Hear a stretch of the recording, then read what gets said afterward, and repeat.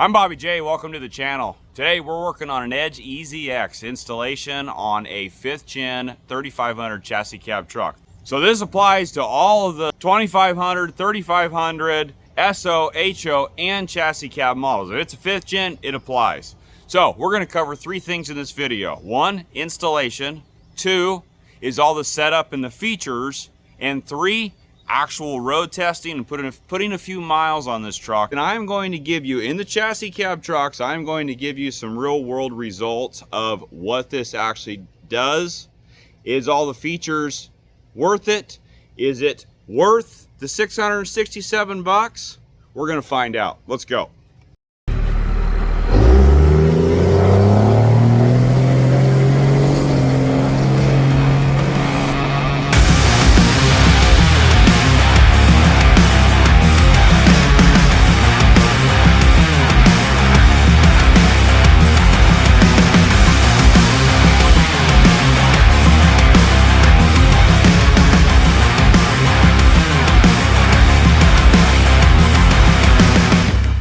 These trucks will no doubt always be work trucks for the most part, but they arrive to that point in 2 different ways. You've got, probably more common is the fleet managers, the big companies, the utility companies, that sort of thing, that are purchasing these as base model trucks, and they're going to go to work with hired drivers, and that is why they come with a detuned 360 horse as compared to their counterpart of, say, an HO truck, where you have the other avenue of arriving at work with a chassis cab is the owner operator, guys like me, as an example, that are purchasing the truck to go to work with it, but they are the pilots for it, and they are looking for the upper trim, and those guys, me included, are wanting that horsepower. We are so bummed we can't tap into that HO horsepower of the 3500 HO truck. So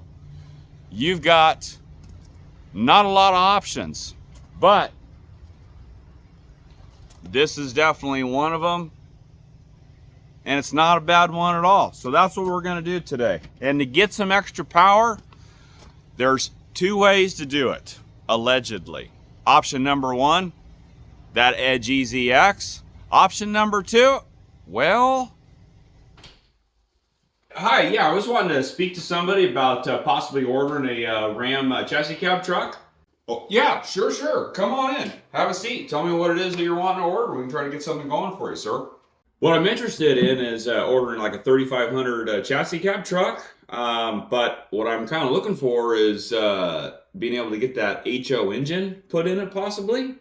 Oh, I know, it'd be nice, but yeah, unfortunately with the chassis cab trucks, sir, that's just not an option. But I'm sure I can get everything else going for you. Well, a buddy of mine, he ordered a truck from you recently, and he said he slipped you $100 and gave you the secret passcode, and you made a phone call down to the assembly plant in Mexico, and you were able to make it happen. That's all I know. I'm sorry, sir. I don't know where you got the information, but that is just not an option in a chassis cab. SpaghettiOs. Where did you get that information? Never mind. I'll get it taken care of, sir. Primo, senor, we need a 3500 chassis cab. Oh, sí, SpaghettiOs, sí, SpaghettiOs. Mucho dinero, you know the deal, senor. Bueno. Hey, ¿qué pasó, gringo amigo? Sí, SpaghettiOs? Sí, 3500 chassis cab, another one. Mucho dinero, you know the deal. Okay, sí. Okie dokie, no comprende. Okay, gracias, okay, no comprende.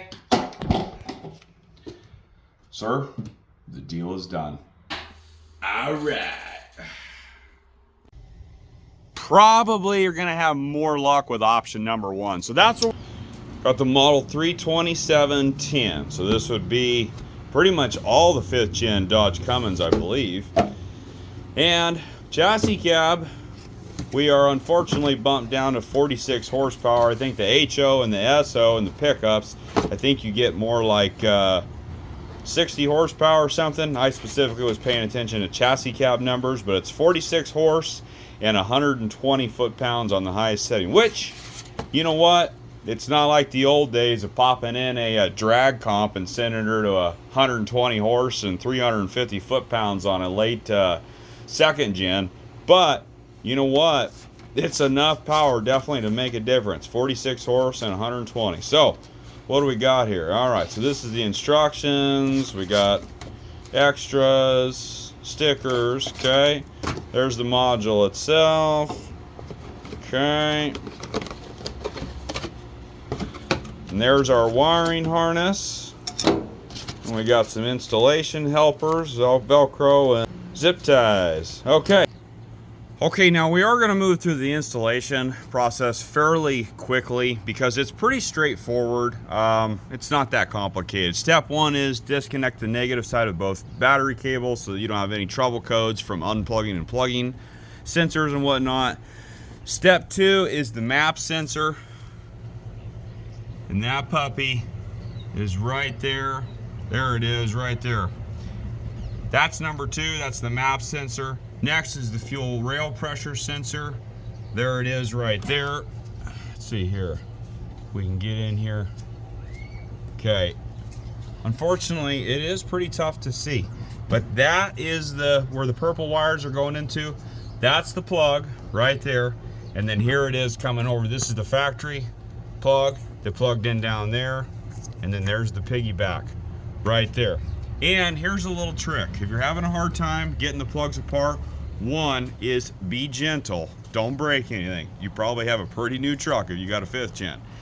And second thing is study the edge wiring harness and see how the tabs open and close. Then you'll know exactly what it is that you're supposed to push on the sensors themselves where they're hard to reach and see. Okay, step 4 is the mass airflow sensor. This tab right here, I kind of fought with this thing. Just take your screwdriver and pull hard on that gray tab. It's gray. The factory one is gray right there. Pull hard on that up and the whole thing will just pop right out. Okay, then number 5 is connecting the hot wire. Come up through the grommet underneath here, right there, 12mm wrench. And then number 6, these two that are left, they go inside the cab. This gets plugged into that green box, and this I'm assuming, I bet, goes to the throttle pedal. That's what I think. But so you disconnect this right here, okay? That's what's got to go through the firewall. I couldn't do it. I had to hire a real mechanic. Yeah, sure, real mechanic can't even get his legs on the stool. 7 is right there, accelerator pedal position sensor. And number 8 is a little bit of a stretch. You can see there's the harness coming over, and it's plugged into the rearmost one right there. You want to plug into the green block there that is to the rearmost of the vehicle. You can see just there it is with the gray wires. And step 9.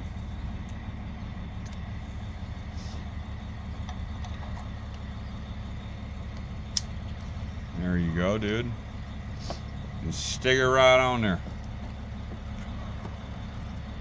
Do you feel that it's adhered? It feels adhered. It does feel adhered. It feels very adhered. There we go. So this is the app. Going over a couple of things here. So there's the power levels. I'm going to go to power level number 3. So this shows tire size, gear ratio, TPMS especially. None of that, that's not something I need. I'm going to stay stock size tires, stock size gear ratio, and my truck does not, fortunately, personally that's how I feel, does not have the TPMS system. Turbo timer, I am not going to, let's see here. Oh, here we go. Let's see here. EGD time both.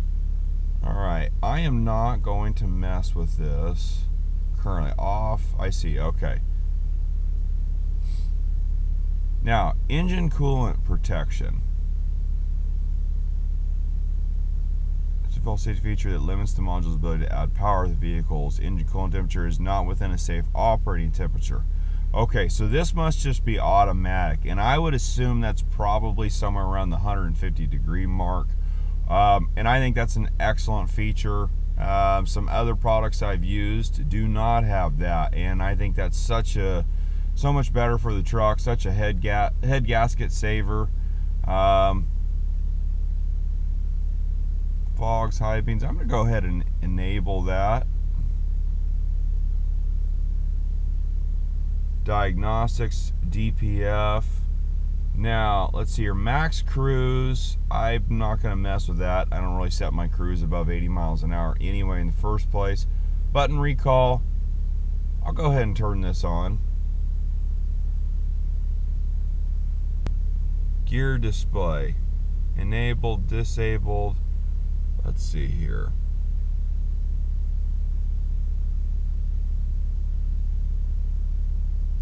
So that's kind of a general rundown of the app itself, and I'm gonna go give this thing an actual test. All right, let's go with level 3. Oh yeah, throttle response is already better. I can see that.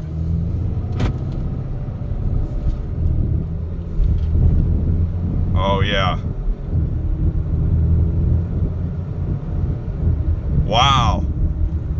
Sometimes with things they gotta soak in a little bit to really kind of tell a difference. Sometimes you don't feel so much out of the gate, but I will say right there, I could tell a pretty big difference from taking off from a dead stop. Throttle response is considerably improved.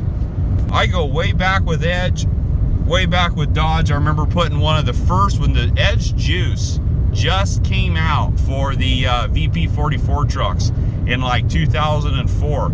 I slapped one of those on, and that engine protection was a really nice feature that you know, wouldn't at 150 degrees, I believe is what it was, when it would stay stock from cold to 150 degrees, and that's definitely a head gasket savior for sure.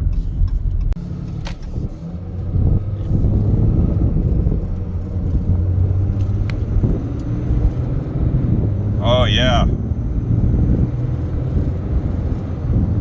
We definitely got some more pickup now. Yeah, wow. I'm running on, what am I running on here? Level 3. Running level 3 still. Yeah, see, it's super easy to change. Now we're on level, ooh, I felt that too, going to number 4. Go back to number 3. Oh yeah, felt the drop in power. Let's see, you're going to number 2. Now I'm going to go ahead and put some miles on this truck over the next few days. I got something I need to haul within a day or two, so we'll see what towing performance feels like, and kind of give a little bit better. Also to track some fuel mileage is the other plan here, and get some more data on this, and wrap this up. Well, so I put basically a tank of fuel through this truck, about 400 plus miles, and got a little bit of time here on this EZX, and I will say I am quite happy with it. Definitely, you know, there's definitely some pretty serious throttle trickery going on there, but and what I mean by that is that, you know, the throttle response is definitely improved, power output is definitely improved, and what's interesting is where, you know, the dyno graphs show, hey, it actually on a dyno puts out, you know, the higher power numbers is advertised, but I guess my question would be is where the throttle trickery falls in that. Obviously, if the ECM is seeing a higher throttle percentage than what your foot is pushing down, it's going to perceive as higher power output because you're not pushing your foot as far. But like I said, you got the dyno results that shows there's a combination of throttle trickery and improved, you know, engine tuning and whatnot to make this thing more responsive, and it's definitely quicker on its feet. What's been interesting is actually what power level seems to be my power level of choice. 2 and 3 is what I am actually finding to be the secret sauce. 4 is a little more aggressive, obviously. 5, I don't know. I didn't like the way the ASIN shifted, to be honest, from 1 to 2. Sounded like it kind of felt like it had its hands full. So I haven't gone back to 5th again, but 3, I mean, the truck is a rocket compared to what it was when stock. And that's something, you know, these electronic power outers that where it's so easy to go back to stock. That's one way to tell is what actual progress on feel and response and power and all that have you made when you get used to it for a few hundred miles and then go back to stock and see, well, the truck feels for the most part pretty doggish on stock level. So the other thing is cool is a nice touch edge was the button recall. My exhaust brake button always stays on. I don't have any issues with that, but the tow haul button, that was kind of nice. Jump back in, fire it back up, tow haul button still on. Nice touch. So is it worth $667? Yeah, I think it is. I would, if I had another 5th gen, I'd buy another one for it. Definitely, like I said, I mean, the truck is much peppier. It is exactly as advertised. It does not make it a tire burning monster. It's not like, you know, a VP truck of stock 215 or 235 horse and putting a comp box on. We're not talking that drastic of gains, but what you do get is you get some nice improvements. Like I said, throttle response is a lot better. The truck is peppier. And the last thing I will say is that it does seem to be more responsive on the transmission side. My biggest complaint with the ASIN is how much throttle input it takes to actually make that transmission downshift. It is like 25-35% better than it was stock, and that is actually, may not sound like a lot, but it is definitely an improvement. So all in all, like I say, fuel mileage, it appears, I don't know if these newer trucks, if the fuel mileage counter is more accurate than the old ones, because obviously in the old ones it would go way up, and that was a total lie. But the truck is telling me I'm about 1 mile to the gallon higher than I was. So time will tell on that one. So hey, if you like this video, please do me a favor, hit the subscribe button. I hope this helps you. Great product. I'm really happy with it. We'll see you on the next one.